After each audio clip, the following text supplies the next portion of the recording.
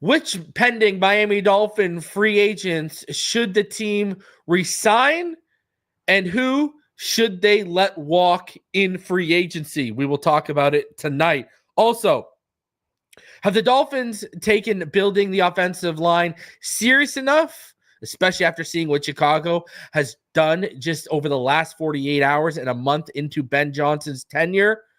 You know, we'll talk about that. Plus, Bradley Chubb restructures, and the Miami Dolphins keep a few RFAs. We got a lot to talk about. Do me the favor, smash that like button. Subscribe if you're new, and as always, let's get into this one.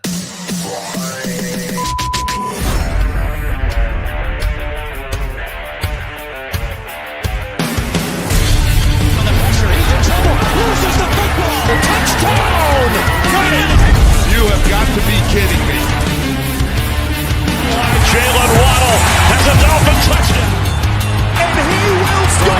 Field down the near side, man open. Touchdown!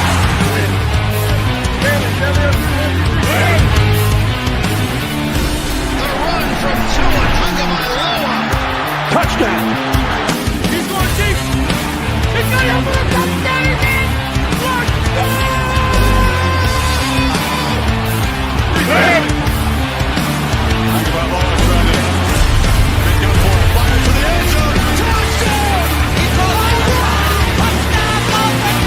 Beautiful day to be a Dolphin fan.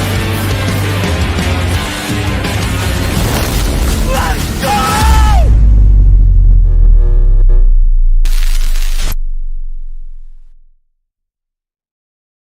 All right, huddle up, huddle up. We're going to crank these engines up on one. All right? Wait, 80. Wait, set. Drivers, start your engines.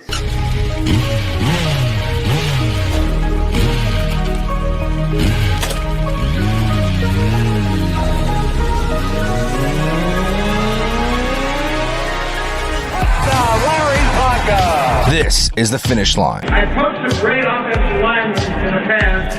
Larry Little, Dwight Stevenson, Jim Langer, all Hall of Famers, and Richmond Webb belongs to that same group. Here are your hosts, legendary Miami Dolphins left tackle Richmond Webb, Reason, and Mr. Ballgame.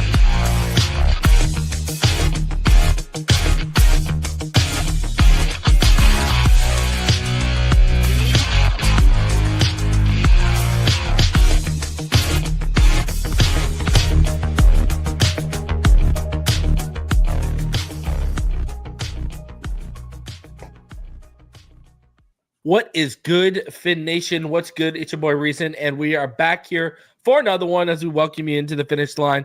As always, I'm joined by the legendary Richmond Webb, the Triple OG, Mr. Ballgame. Before we get into Dolphins talk, I want to take this moment. Listen, I want to stare through the doors and the windows to your soul, whoever owns the Welch's Grape Company. Listen. My favorite beverages in this world are pineapple juice and grape juice. And somewhere after COVID, Welch's stopped shipping their grape juice up to Canada. And I got a real issue with that. So I'm using my platform right now, just throwing a piece of bait out there and hoping I hook something and hoping someone watches. Just explain to me why Welch's is not in Canada anymore. Please, God, it changed my life and not for the better. Anyways, I had to say that because I'm drinking this fruity stuff and it's just not the same. It's different. That Welch's hits, man. I'm telling you, the white grape too. People sleep on the white grape juice. God damn. I'm telling you, people. It's like white cranberry. People sleep on white cranberry juice. Oh, yeah, you know. Yeah, I'm not a fan of red cranberry, but that white cranberry that slaps. Especially if you get that ocean spray splash stuff. Woo! Anyways, enough about what we drink on warm summer days when we're looking to be refreshed.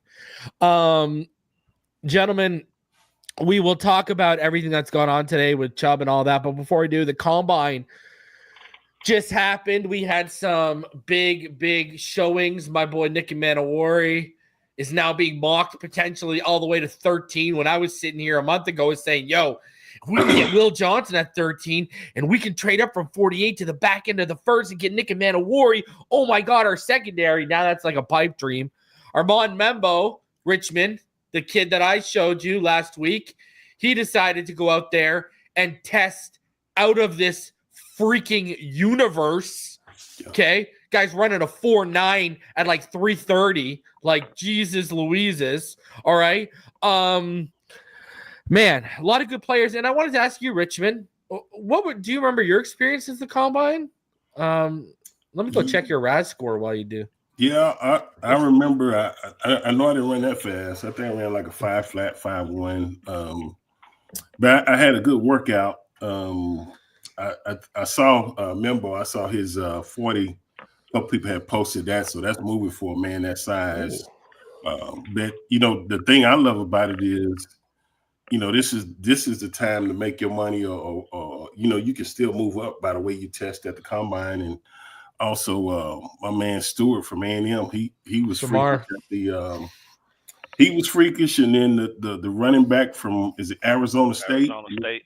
Yeah, he had like a 40-inch verticals. It was something crazy. What about my boy that I've been telling everyone from Virginia Tech, Bashal Tootin?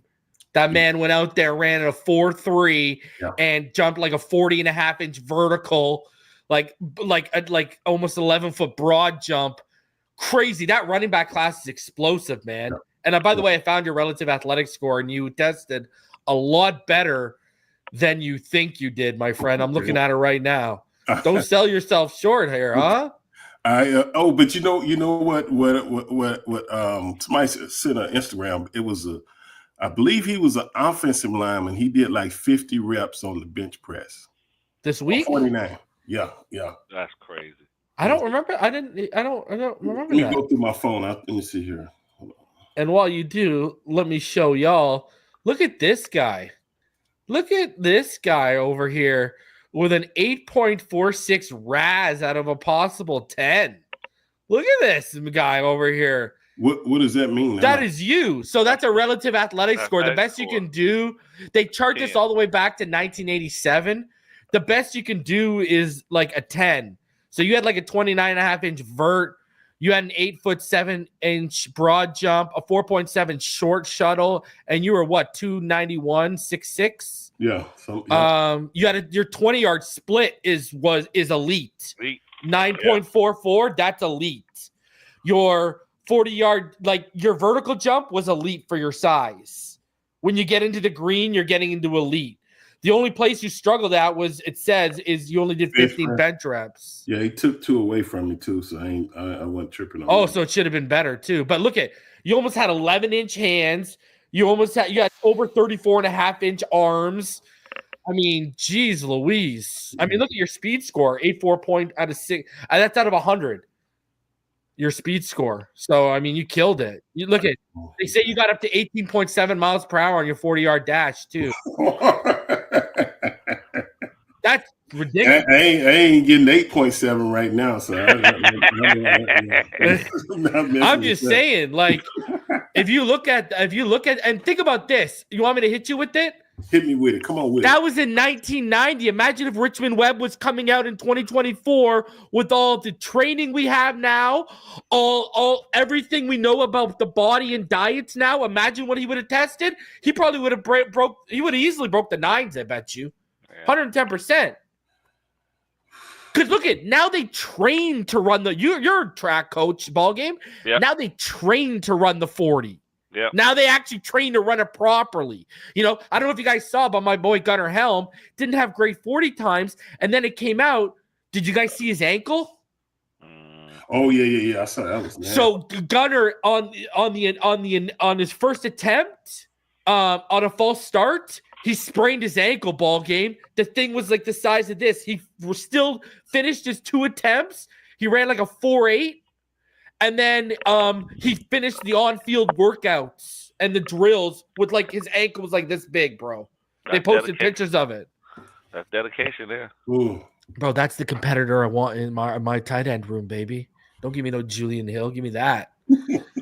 Anyways, we got praise the almighty Richmond Webb. How he's not in the Hall of Fame is an absolute Absolute shame. And listen, I'm not even just gassing him up. The fact of the matter is he made the 1990s all-decade team. Here's the fact of the matter. You literally cannot discuss the left tackle position without mentioning Richmond Webb's name. Yeah. At any position in football, if that is the case, that is why you should be in the Hall of Fame. Why do you think Zach Thomas is in the Hall of Fame, people? Because for the 2000s, you couldn't talk about the linebacker position. You talk about Ray Lewis, you talk about Zach Thomas, and a few others. That's who you talked about. Urlacher. And who did Urlacher say he mimicked his game after? Zach Thomas.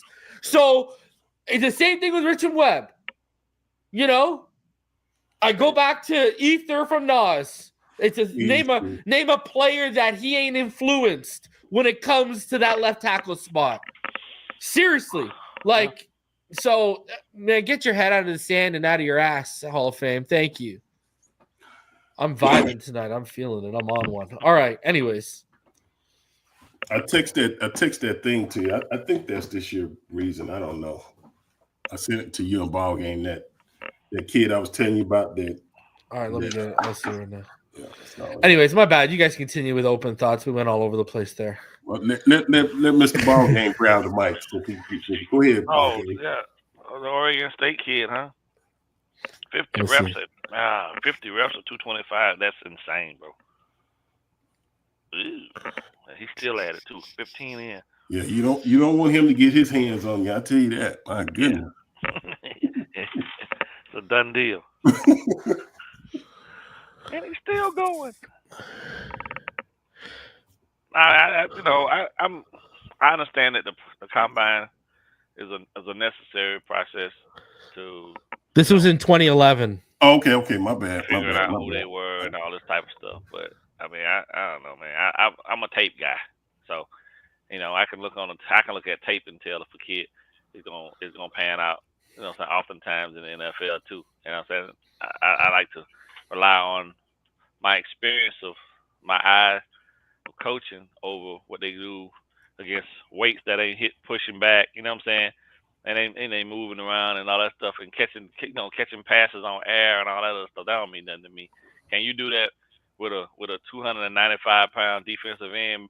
You know what I'm saying? Breathing down your, Yeah. That's what matters to me. And if I see a kid do that consistently behind a bad offensive line in college, I think if you can put him in a space, you know what I'm saying, in the pro where he ain't got to worry about that as much, you can fix any other thing in his delivery and all this other stuff. And he's not necessarily to be the greatest of guys, because Troy Aikman definitely wasn't the greatest quarterback in the world. But when Are we talking about Shedeur? No, hell no. I'm just talking in general because, I know that the combine has its purpose. Yeah. But I don't. Then to Olympics. I don't put a lot of merit into it because I like to see the tape. Okay, so so this is where I stand. So I think the combine is used to confirm things you see on tape. For example, I really want Jonas Savannah, right tackle, right guard, out of Arizona. Stud. Mauler in the run game, stud. And we want to run more inside zone power gap stuff, right? Well, I saw some people kind of like, I know when people talk about me without saying my name. I saw people kind of like saying the idea, like they like the player, but they didn't know about the fit. Well, then you go watch the combine and you see how he moves, and you're like, no, you want to do the outside zone stuff, the wide zone stuff? Yeah, Jonas Savannah, the way the guy moves, he can go do that stuff.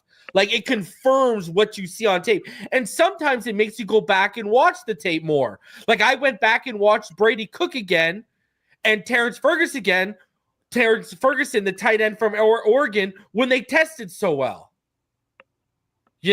Like, even if I think they're athletic, I'll go back and if you blow up the combine, I'll go back and I'll look. You know what I mean? But I think it's to confirm stuff is what it should be used for. Yeah. If I got a question, if I ever have a question about a kid in regards to something that I think really is key for his development at a position that he's going to be projected for, I always go back and see if I can find where they put him in those positions. Kind of live action to see how he actually did during those circumstances. Because oftentimes the problem with college football is that the versatility piece isn't often there unless you got an athlete that they just believe is just so special that they got to keep him on the field the entire time. And I think sometimes that hurts kids. Mm-hmm. So, in those instances, you are right where you want to see how he moves in another space that you don't get to see on the tape. But it's very rare. No, like it confirms to. I'm just saying it like I use it to confirm stuff. You know what I mean? Like people were doubting him, and you know, what was he? 324 pounds. He ran a 4.97 40, a 4.89 20-yard split, and a 1.72 10-yard split. So I know he's shown the short air explosiveness, the long speed. I know he can move in space, et cetera, et cetera. But you're right too. You know what I mean with what you're saying? Because a perfect example is like, look, you're making a good point.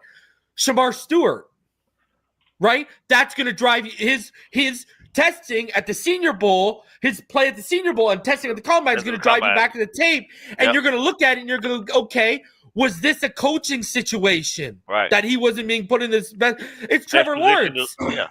You know, you're going to go back to the tape and look at Trevor Lawrence and be like, okay, why didn't I see the progression? And it's what you said. Sometimes they say, let's just put the best athletes out there, worry about coaching them later, and that catches up to you when you go pro. That's exactly what happened with Trevor because he was so successful coming out of high school. He was running his high school. He was running the offense in high school. Never lost. That Dabo didn't have to really. They just said, do what you did there. And we're gonna put all these other athletes around you, and y'all just go do it. Go do it. But then when those guys started leaving because Trevor was so young, now you got to figure it out. And the coaching staff, I 100% feel like the coaching staff let Trevor down because I agree. They weren't adept enough to grow him. Yep. So now he's in the NFL, and everything is a lot faster, but he's still stuck in this space where trying to get out of some of those bad habits and trying to get his processing up. Yeah. Yeah. Because you basically needed to develop him to a sense of when those guys were exiting, he could carry lesser talent until you bring in the new recruits the next year after. Exactly. And they just didn't do that. I agree 110%. Yeah. You know what I mean? So I feel like, and to be truthful with you, there was a regression that was so significant in his junior year, in my opinion, that he should have stayed another year. I agree. What we're saying, would that have done him any better? Well, we don't know, but what I do know would have got reps though. But a lot of here's what I've seen happen with kids that are going into high school and then going into college.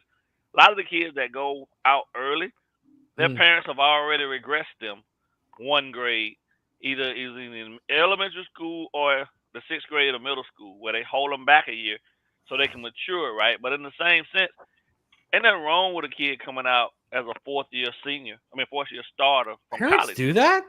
Hell yeah, they do that all the time. I had 2 parents just this weekend hit me up and ask me, do I think it's a good idea to hold their son and their nephew, who they got them in the same house, hold them back in 5th grade for one more year, so that when they move up and play, when they start playing the travel football, they don't even have to play on the Pee Wee squad. They can go right to the team that travels and getting all the exposure. But they already through the roof big as hell. Feel me? But they're just young spirited right now. They want them to be a little bit more tougher.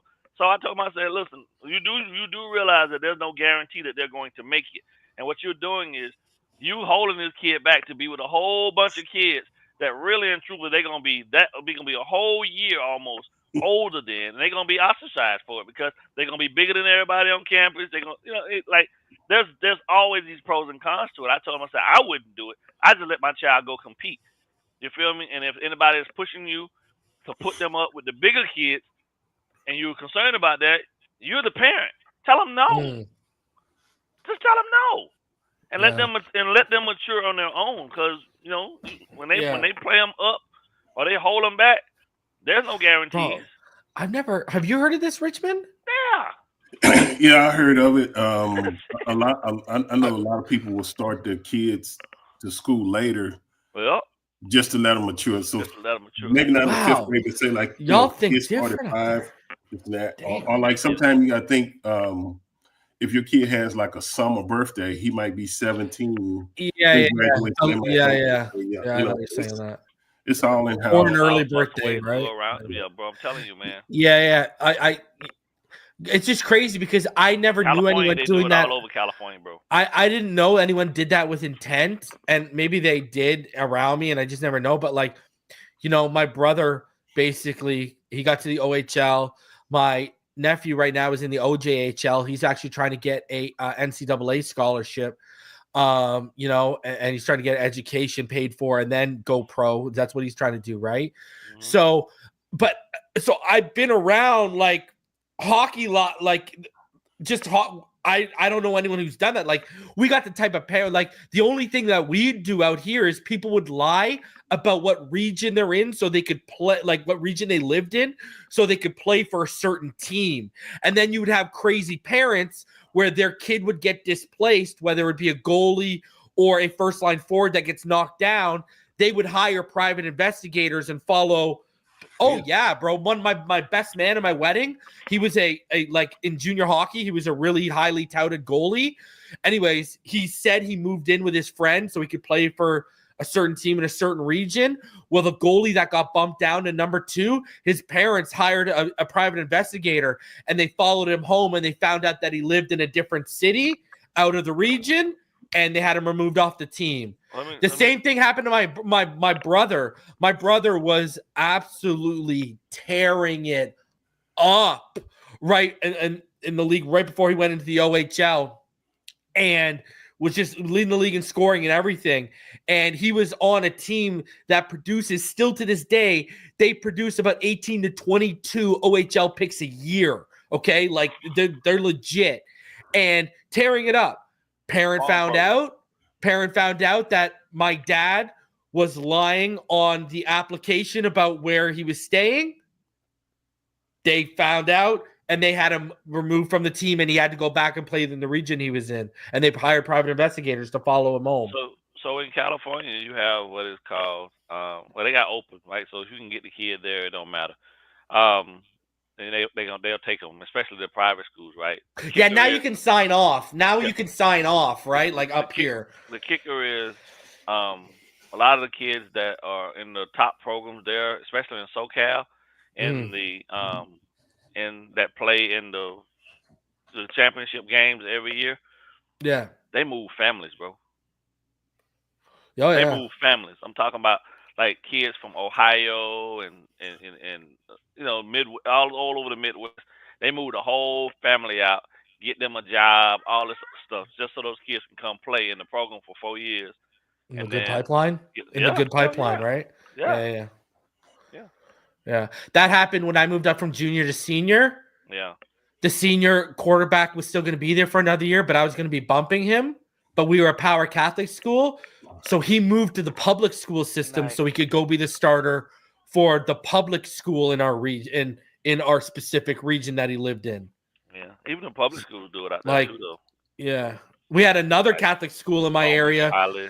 You know what they were telling? They were telling guys don't play. They were telling guys I played rep with, don't like. They had an idea, so they went and guys that were in grade 9. They found rep players that were in grade 9 or grade 10 that didn't play in grade 9. They said, "Don't play this year. Move into our region for next year." And they created my Catholic team was the only one that had any of the other rep players, but they had like 90% of them. They literally just fielded a rep team. It was crazy. So Richmond, I don't know if they do this out there, but in California, if you go to like St. John Bosco, if you go to Mater Dei, they all have the youth programs, right, that are associated with the team, with the school, right? So there's like maybe pipeline, baby. There's 8 teams there's 8 youth teams, right? All the different levels that the high schools promote, right? So those coaches that coach those youth teams, the kids can't even. There's no changing up what you're running on offense. So when they get them at 7 and 8 years of age, by the time they get to them in high school, they already know the entire playbook of what they're running in high school. Yeah. There's no deviation from it. They already know programming. Quarterbacks are coming. They got it all. It's a whole farm system. Well, it's the same thing with soccer, right? Look at like Barcelona and these stuff. They have clubs for like kids that are like 7, 6. Look at how young Messi was in the Barcelona pipeline at. Messi was like 8 when he joined the Barcelona pipeline.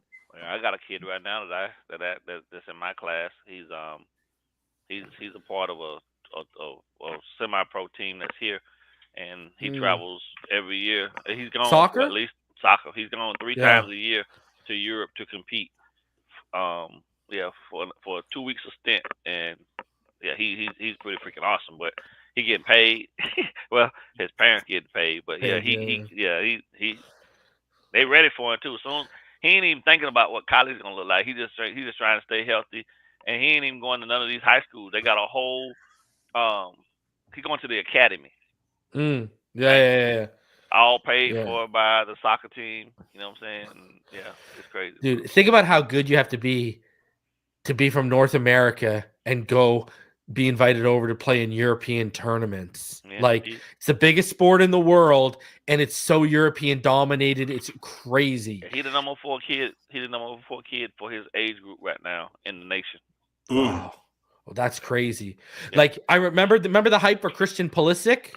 Do you remember him when he went to Chelsea, the American player? Yeah. His rookie cards were insane. The hype for Christian Pulisic was nuts. Because American soccer is gets better every tournament. You know what I mean? It's a good program. I got one of my kids going to he getting drafted here for MLB. Oh yeah? Yeah. Is he one of your track kids? No, he was when he was with me in middle school, but he's a baseball player. He's the number 3. He's the number 3 pitching prospect in the nation right now. Oh. Yeah. Nice. Yeah. Man. When I played rep ball, I played catcher, bro. I could not. The thing about being a pitcher, bro, you hit 40, you do not have an arm anymore. That thing is fucking hanging on by its thread. You know what I mean? Yeah. I try to live my life like too. that. Yeah. That's why you got to get those bags. And that's what sucks about baseball, eh? Kids don't really hit the pros until 24, 25 because you got to go through AA, AAA, and all that, right? Yeah. So, all right. So we've talked about all kinds of football except real football. So, let's start off with Bradley Chubb and the news today with Bradley Chubb. Bradley Chubb, the Dolphins and edge rusher Bradley Chubb agreed to a revised contract that keeps him on Miami for the 2025 season per source. Chubb wanted to stay in Miami and can earn back his full salary through incentives. So, I mean, that full salary is like $21 million. That's his full salary is zero jokes. What are your guys' thoughts?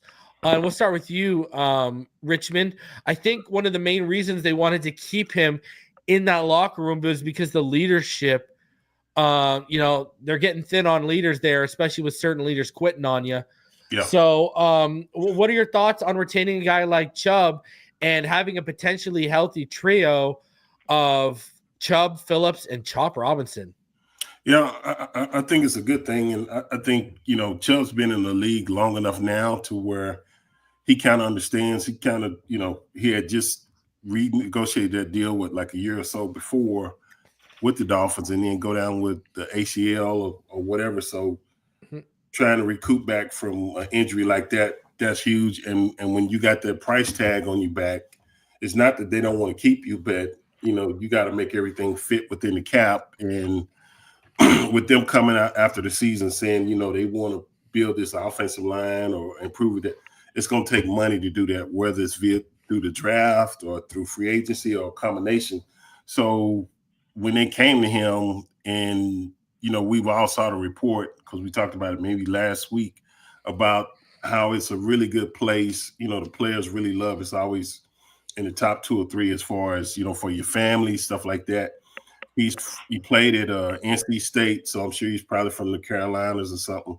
His family can come down. He's not, he was in Denver where it's, probably 3 hours time difference. So it was enough positive to where he said, if you got Chop, you got Phillips, and you got me, even if I'm in a rotation, I'll be fresher, but I can earn back. Even if I can't earn all of it back, I can earn a lot of this money back considerably. And if you've been putting your money back like you should, he's still gonna come out okay. So I think that's one of the reasons he did it. I think he really likes being, in the Dolphins, the way they do everything. And I think he looked at the scheme of things, like you say, he's a leader, so guys look up to him.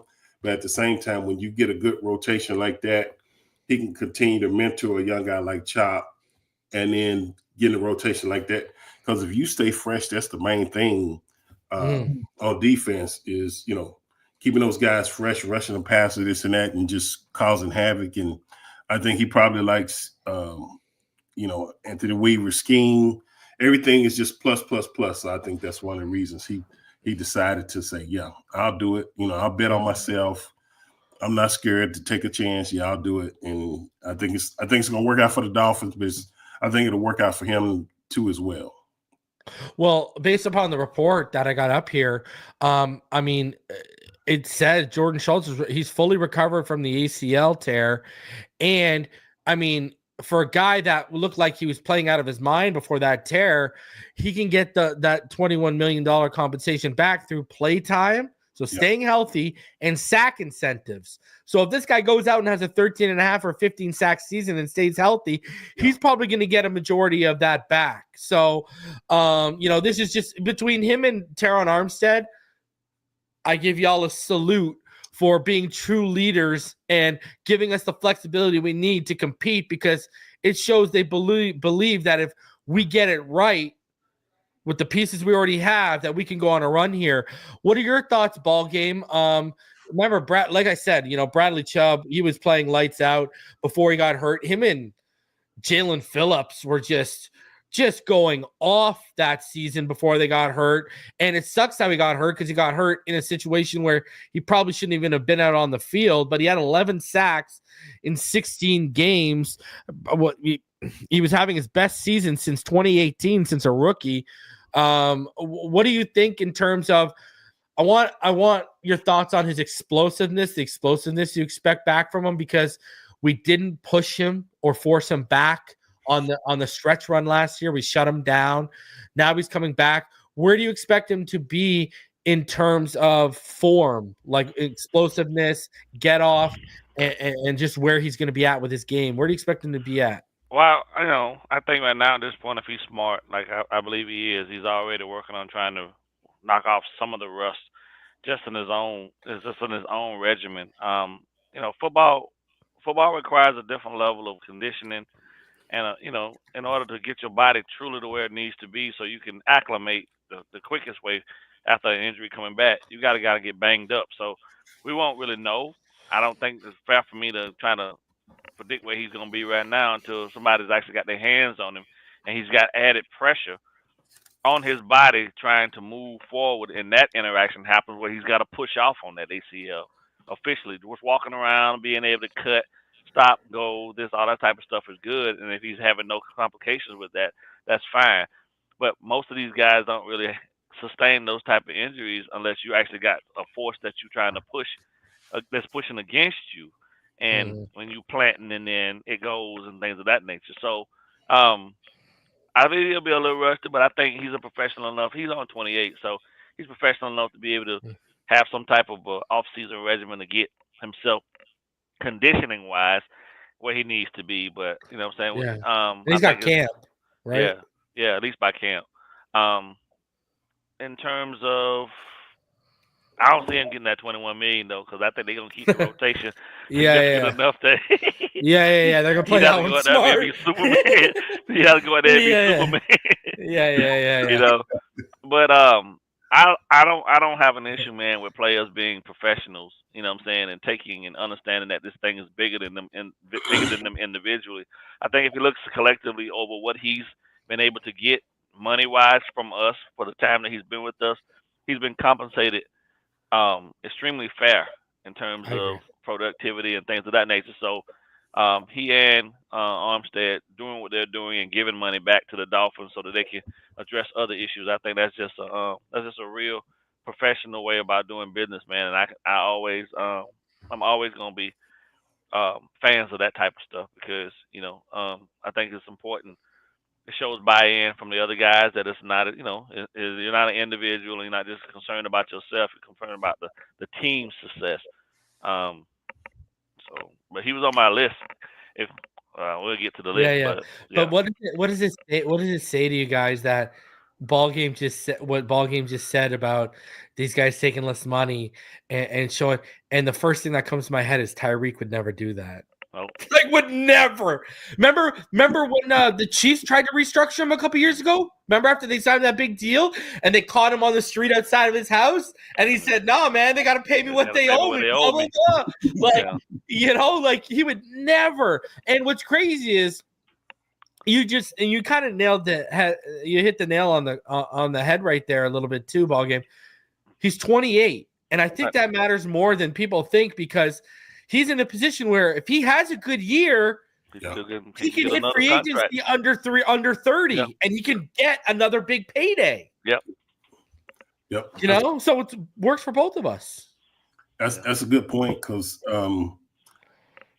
if he didn't take it, you get released after June, and you're probably going to be at a low salary anyway, and you might can't control who has money to bring. So it's that's a good point. You're not as comfortable as the situation because I think going back to what you said earlier, Richmond, I think he's looking at Weaver. He's looking Chop. He's looking. You got Mo Kamara, Grayson Murphy. You got Zach Steeler playing the way he's like. I could probably eat if I get some reps here. Yeah. I don't think there'll be a lack of an opportunity for him to get them. Agreed. I just know that what Chop did as a rookie, they're not going to put a bridle. You're not going to rein him back in. No, If Phillips comes in, the rotation will probably be more between Phillips and Chubb than it will be with Chop. Which makes more sense though, Ballgame, because you want to keep him healthy too. Yeah. So you got to let the young boy got to eat. You know what I mean? And it's smart too that he don't have to, Chop was smart enough to learn the lessons and listen. Yeah. And you want to be around to help a guy, continue to grow too. So, but he's the feature guy now, hands down. Oh, you get named, and be one of the top 3 rookies, defensive rookies of the, for the rookie of the year thing. People start to recognize you. It's going to be interesting to see how they can help him develop that too. But having Chubb around could definitely aid him in that process to have more tools in his toolbox. So, and listen, we need one of those guys between Phillips and Chubb come December to pair with Chop. We can't have just Chop and Sealer out there alone because that front turned into if Chop or Sealer weren't having a day, we were pretty much getting snuffed out. You know what I mean? So in terms of pressure production, right? Not as a defense entirely. I'm just talking about production. So. Before we get into the main topic of this show, another thing today too, the Miami Dolphins, they went ahead and they tendered the following exclusive rights free agents. Cameron Goode, who's another one, right? He went down the same time Chubb. He went down, right? He's come back. He's an edge rusher that they've got a late. What did they take him in, like the 6th or 7th round? Yeah. They got a late day 3 investment on him. And Kion Smith. And I find this funny because Chris Grier, remember he was hyping Kion Smith in his postseason presser where he was like, "Oh, we had teams calling about him, and we're really so you missed me with the Kion Smith gaslighting of me." Okay, but this is where we're at. They've they've brought them back, so I just wanted to go through that housekeeping. And speaking, I had to go there, Richmond.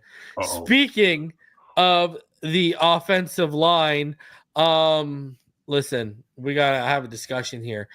I want your guys' opinion. The Chicago Bears over the last 48 hours have used a 4th round pick and a 6th round pick to acquire Jonah Jackson as well as Joe Thuney. Now, yes, these guys are above 30, but they're both Pro Bowlers, former Pro Bowlers. Okay. Yeah, Thuney got worked in the Super Bowl. You know why? Because he was a left guard that they kicked out to left tackle. Okay. Yep. So miss me with that. All right. So that's number 1. Okay. So they still play at a really high level. You still got a couple good years in the tank with those guys. The rumors are out there that they're going to go get Drew Dalman. And then while we got a guy in our GM who Liam Eichenberg was the plan and idea to replace Robert Hunt, and Robert Jones was the contingency plan for a guy named Isaiah Wynn that they knew had a setback in rehab during the offseason.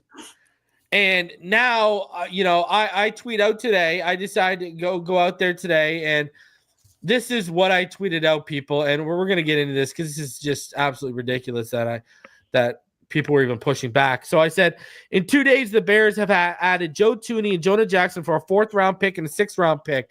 They drafted Caleb Williams and are taking the trenches seriously. Here we are as Dolphin fans headed into Tua's 6th season, praying Grier finally does the same. Now, some people who have, I would say below remedial reading comprehensions, they took that as me saying I wanted to add Joe Thuney and Jonah Jackson, where no, read what I'm saying. I am saying they drafted Caleb Williams and are taking the trenches seriously. Here we are as Dolphin fans headed into his 6th year, praying Grier finally does the same. I'm talking about taking it seriously. Now, people then said, oh, well, because I'm praising the uber aggressiveness of the Chicago Bears. Well, we were uber aggressive in trading up for Liam Eichenberg. Well, Creed Humphrey was still on the board when everyone and their mother was ripping their hair out when you pulled up for Liam Eichenberg saying, what are y'all doing? Okay. Quinn Miners, you had the connection with Stootsville at Wisconsin Whitewater. You gassed him up to the point where he's looking in property in Miami, and you passed on him for Hunter freaking Long because Brian Flores needed his alma mater. Okay, so, all right, you want me to keep rolling? Let's go. Terron Armstead. Sure, left tackle is probably where they put the most effort in. But you got Terron Armstead below market value. We all thought it was going to cost you in the 20s. You got him well below market value, okay? Patrick Paul, you took him in the 2nd round. Listen, when Terron Armstead plays, he's the 2nd best left tackle to ever don the uniform behind the man up here on the panel with us. For the 12 games he plays a year, Patrick Paul, he's not. Would Patrick Paul stop you from taking Armand Membo or Will Campbell, who could still play tackle, or Kelvin Banks Jr.? No, because he's still unproven. Right. Okay? And then I go back to what I mentioned earlier, the contingency plan. Your contingency plan for Isaiah Wynn, who had a setback in rehab, was Robert Jones, and your idea to fill the void of Robert Hunt, who I was sitting up here and saying, oh my God, Austin Jackson's going to regress. Sure enough, he did, was Liam Eichenberg. Okay, and I use this example. Remember this. There was a guy I really liked in the 2020 draft. Ballgame might remember me talking about him. Lucas Niang, the tackle. Yeah. Remember that tackle? I liked him. Right? Yeah. But you get where let's watch me go with this one. Check this one out. They drafted him to be the successor at the tackle spot, remember? Because they had the aging tackles ball game, right? Yep. Fisher and Schwartz, right? So he was going to be the successor. Ball game. He never even became a starter. They realized internally he's not good enough. So what did they do? They went out and spent money. What did we do? We drafted Liam Eichenberg. We tried him at every position except water boy. And instead of realizing he's not good enough, we got to move up and we got to upgrade. They kept trying to make a square peg fit into a round hole. That is the difference between a winning franchise and a losing franchise. You got to know when to cut your losses. That talks about guys who are starting to get over the hill, and that talks about guys you spent draft picks or financial capital on. I think the thing that people don't necessarily think about, the game has changed a lot. 20 years ago, a guy playing offensive line being 32, 33 years old, he was old. He was considered old at that point, right? But the way we are now, with the way guys are taking care of their bodies, the fact that the Bears were able to address a glaring issue that they had by going and signing those two guys that are veterans, that they don't have to even go through that whole learning how to play the position process, that's huge. I think that's going to be instrumental for Caleb's development because, God knows I felt kind of bad for him, bro. Like sometimes the ball was snapped. Hell, he was running for his life before he even got the ball, and he was able to take 2 steps into his drop. So, shout out to the Bears for doing what they're supposed to do in one off season to fix a glaring problem with a guy with their with the guy. He just been there. He ain't even been there 30 days. I know. You feel me? And they already addressing the biggest issue in the room for them. So, I'm hoping, And man. There's a lot of veteran, good, above average, talent out there that's gonna be on free agency. So I'm hoping. Yeah, but there's people out here who want me to give Grier a participation trophy because they say he's been trying, but it's minimal to low effort. Yeah. Do you think if you had a franchise quarterback, we've saw what Ben Johnson and Ryan Poles have done together since Ben Johnson's been there for a month. Do you think they would have let Jesse Davis trot out there and protect the blind side? No. And then remember Tua got hurt against Buffalo because of Jesse Davis? What do you think they would have done the next day? They would have cut his ass and they would have sent a message. This will not be tolerated. Well, the key thing is that he wasn't really making it a priority because you took Jackson and then you came around and you went and got Noah when you could have doubled down and got another offensive lineman because they had some really good ones in that draft class. And why did he take Austin Jackson? Because they failed in trading up because they didn't want to give an extra mid-round pick to get Wirfs. That's why the 49ers moved back one spot and the Bucs moved up one spot because we were trying to get Wirfs. Okay, right. You whiffed on that, right? Like, again, Robert Hunt, right? The offseason heading into his final contract year. Right? You could have got him for 12 to 14 million. They were coming up past 10. They came to the table in October and say, okay, let's talk. We'll come in that range now. You know what him and his agency said? Buddy, it's October. We got 2.5 months till the season's done. Why are we going to negotiate now when we're seeing how defensive tackles and other guards are going to be paid? Are you crazy? We'll take minimal effort. Yeah, minimal effort. And although the Panthers didn't their overall success was that great, Robert Hunt looked absolutely freaking amazing, bro. All season long, he was out there destroying people. Unbelievable. He made the Pro Bowl. First year he leaves Miami, makes the Pro Bowl. Yeah, that hurts so bad. I didn't want to say that because I didn't want that dagger to be twisted around, but yeah, bro. And did Austin Jackson look as good as he did last year without Hunt? Nope. And again, here, I'll put up with Armstead only playing 12 to 14 games a year because he's a damn good leader. And when he plays, he's a top 3 tackle in the league. Is Austin Jackson anywhere near one of those things? Not at the moment. And then you know what their effort was? You know what trying was, Ballgame? Let's go bring back Kendall Lamb, whose body's breaking down and already has 1 foot out the door. Let's bring that back. Retreads. Like, what are we saying? But this is trying. Minimal effort. We're in the society partication trophies, bro. This is what we get.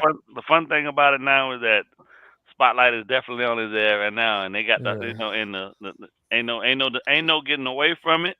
If he don't get it right this time around, you know what I'm saying? He out of there. So it is what it is, and it's unfortunate that it took having to have him. I never wanted to ever have to push somebody in a corner and have their back against the wall for them to do their freaking job. But maybe that's what comes along with now at this point. You having one of the best franchises in your owner doing everything to be ranked number 1, but the people around him are doing a subpar job. You know what I'm saying? And they just. You want to know about the mediocrity of it all. So now you got to step up. We got to get it right. You want to hear a story that should send chills down your spine?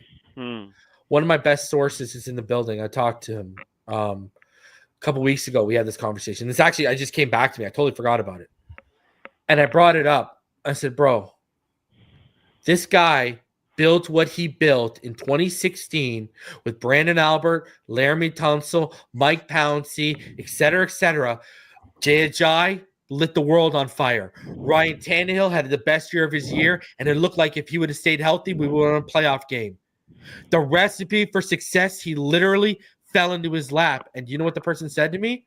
They're like, that's just it. It fell into his lap, and that's as far as it went. It's not fall in my lap, light bulb goes on moment. It's fall in my lap. Oh, okay, cool. Next. That's what the mentality is. Yeah, my thing is I didn't ever expect the Grier to be an Ozzy. You know what I'm saying? But like, God damn. Yeah, but bro, your evaluation, you came up as a scout in the scouting department. Bro, and you're sitting here telling me Kion Smith is an answer? Yeah. You're that's sitting here questionable, forcing Liam Eichenberg. You traded up for Liam Eichenberg?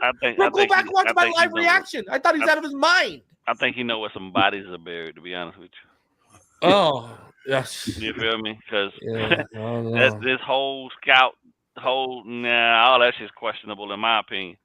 Because he ain't really hit.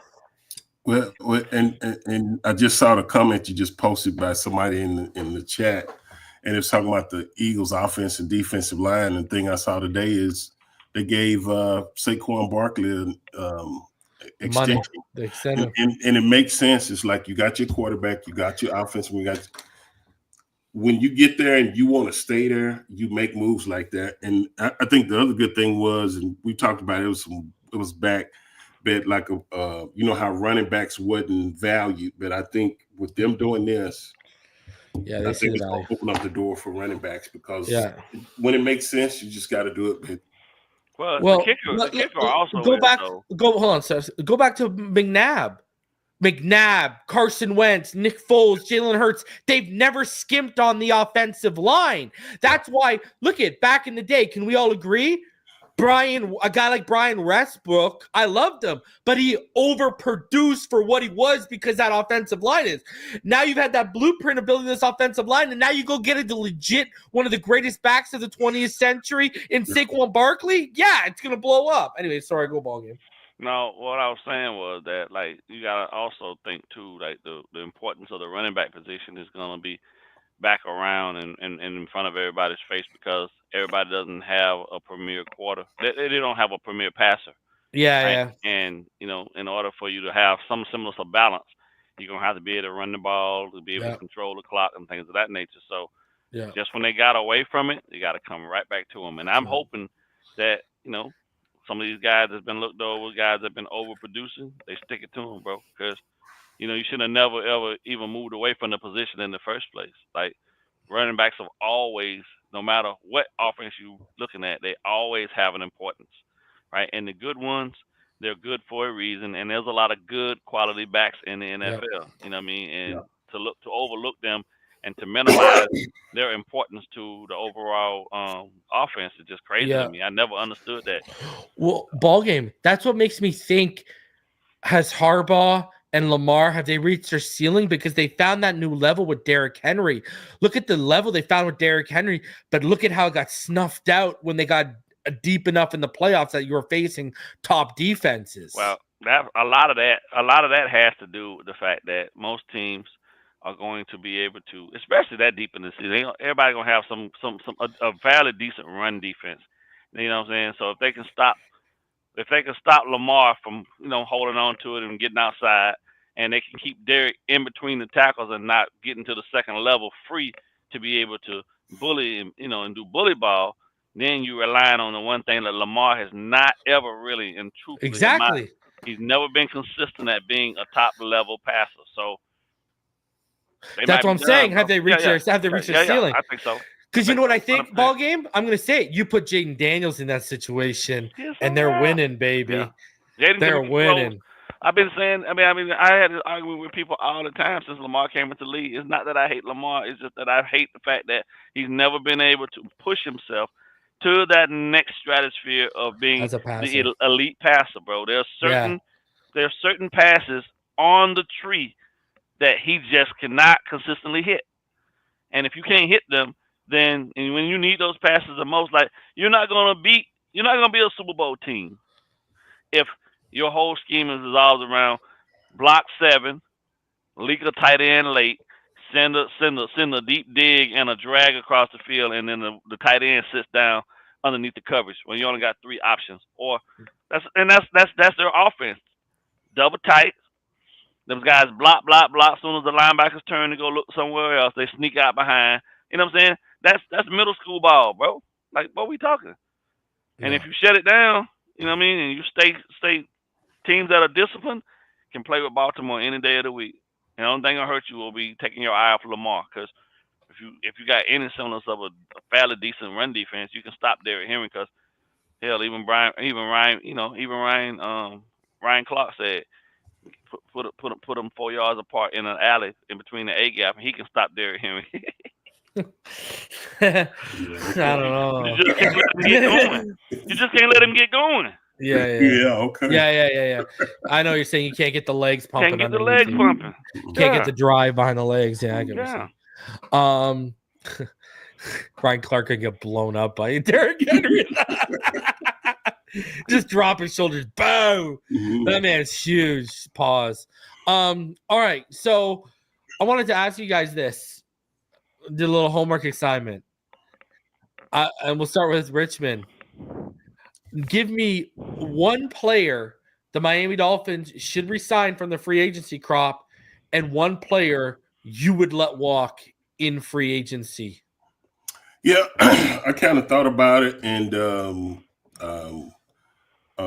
one I picked to stay it was easy. I picked the easy one for that one, so that's not tough. But the ones I kind of thought about was Javon Holland, and it seems like I've seen a couple of articles where he's not getting the attention he wants or something, and he thinks the Dolphins don't want him back. But I remember you mentioned on the show that you thought it would be hard to probably negotiate because he wants a big bag, and with the way the cap 4 years, $68 million is the rumored number. Yeah, so with the way that is, I said no. I said that might be one for Ballgame, but I picked Eichenberg because I just know, and even man of the people, Richmond. I know Chris Grier. Even after the season, they said we got to upgrade the offensive line.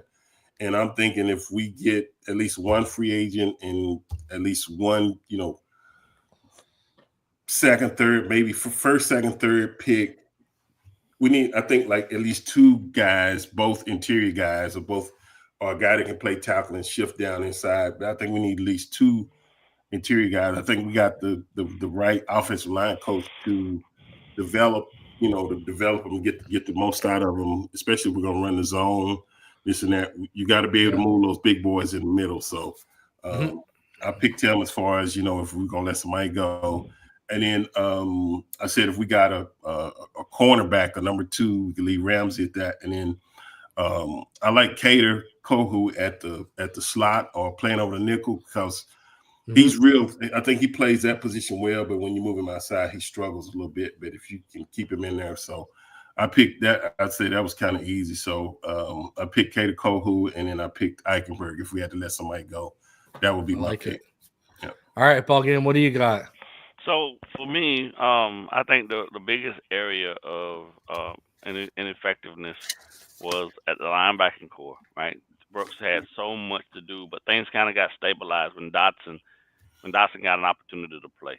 So for me, I would go ahead and re-sign Dotson, right? Let him prove a little bit more. I wasn't a big fan of Bowser and a big fan of Quentin Bell, so those can definitely get up out of here. And then I'd also let Holland go because what I saw, the guy that we fell in love with is not the guy that we got 4 years later, right? And I was thinking that there was a space where it would click just a little bit more for him to become a little bit more of a bigger hitter, a little bit more of a ball hawk, but it didn't happen. And I don't know if it's just because, I don't know what it was. I don't even want to speculate, but I'm not about overpaying guys for bad productivity. And I saw enough to feel like, I let somebody else go do that, right? Now, and it's not the same feeling that you get letting a Robert Hunt go because you saw it every day. He showed up every day to work. Did a grown man's body of work, but I just never got that. I was so frustrated watching Holland some games, man, and it's one of those. Well, I never want to be sitting back thinking, "Damn, we overpaid." You know what I'm saying? Like I don't want to do that. So if Dallas want him, Dallas can have him. You want to pay? I'm not giving him 4 years, $68 million, or wherever he goes, they can have it, and because. As far as I'm concerned, the best safety that we ever let get out of here, unfortunately, was Minka, and some of that could have been worked out, I think, too. But at the end of the day, guys got to go do what the guy got to do. But for me, let Holland go ahead and hit free agency, test the water, do his thing, good riddance. And I don't want to say good riddance, just appreciate you, but we're gonna go in a different direction. And then keep Dotson around to help Brooks out, man. Yeah. I think he had, he took 77% of the snaps that were available to him, bro. So the guy came in, filled in quite nicely, and we need to shore up that linebacking core as best we can, considering Channing Tindall looks like he's turning out to be, what I'm saying, a dud. So Yeah. So okay, so I got him in the chamber just in case you guys went certain ways. So bringing back for me, the most ideal guy to bring back for me would be Calais Campbell. I mean, talk about no-brainer though. Yeah, well, I don't know if he's gonna want to come back, and we won't find out for a while. You need to keep that leadership and that continuity in the locker room. That guy was like literally a staple of that room. So, and you know what? You owe him. You convinced him to not take a trade to a different team. I know the Ravens and others were calling. You convinced him to not take a trade. So now you owe him at least a playoff win, man. I don't know what else to tell you. Like, you owe him a playoff win. To let walk for me, man, to me, it's got to be. I came down to two players, and I'm gonna.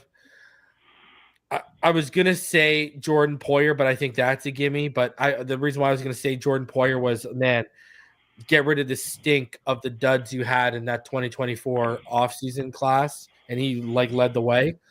But I'll go with do not get suckered in because he's gonna be cheap, and you need 2 or 3. Do not bring back Raheem Mostert Jr. Please, I can see them getting suckered in at the right cost. Let's bring him back. No, you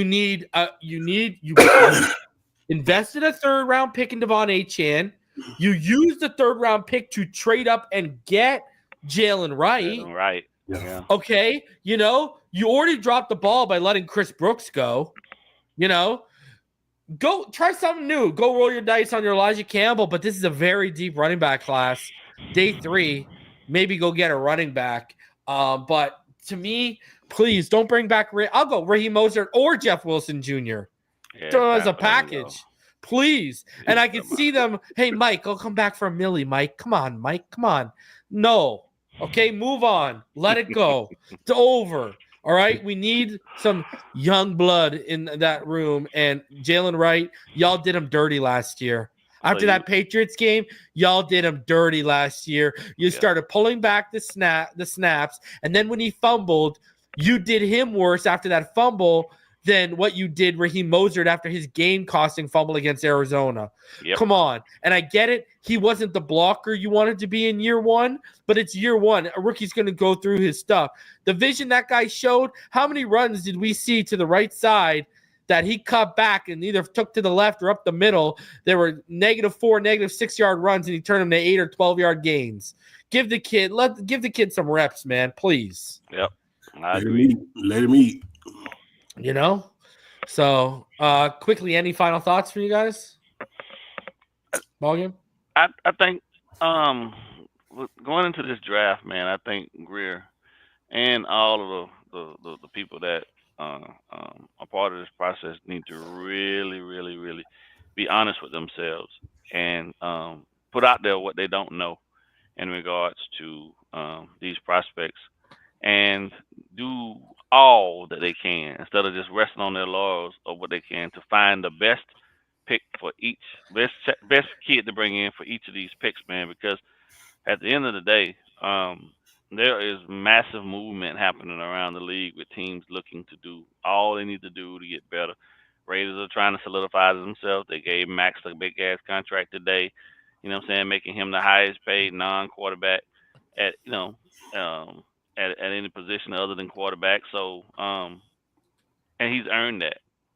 But that's a guy that they brought in. They drafted him. You know what I'm saying? And they groomed him and they let him do his thing, and he's become one hell of a pass rusher.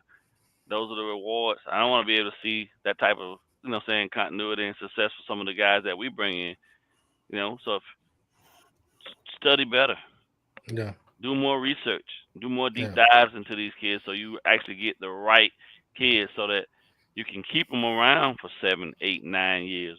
You know what I'm saying? So they can do their actual careers in one location and be a part of helping you turn this thing around and be back on the pedal of prominence. So, you know what I'm saying? That's really what it comes down to, man. Stop pump faking us and actually do the darn work. Anything you want to add? Only thing I want to add, I kind of thought when he was talking, is I'm hoping it's a good sign that they're really working to free up cap space so we can be aggressive in free agency and also in the draft and make the right moves to kind of build that thing. So like Ballgame said, in free agency, you want to be able to go get it early because most of the cream comes off the top early. So I'm sure there'll be some more announcements or restructures or whatever to free up cap space. But let's go ahead and do it and get it right. It's time to do that, and then let's see where the chips fall after that. Yep, next week it starts, man. So, and I expect cuts and restructures over the next couple of days, so it should be live. Guys, smash the like button, subscribe for new. I'll be live tomorrow with Neil Driscoll. We'll be breaking down the cap space, just how much cap space the Miami Dolphins could have on the opening day of free agency. So we'll get into that. Smash that like button. Appreciate y'all. We'll see you on the next one. Fins up.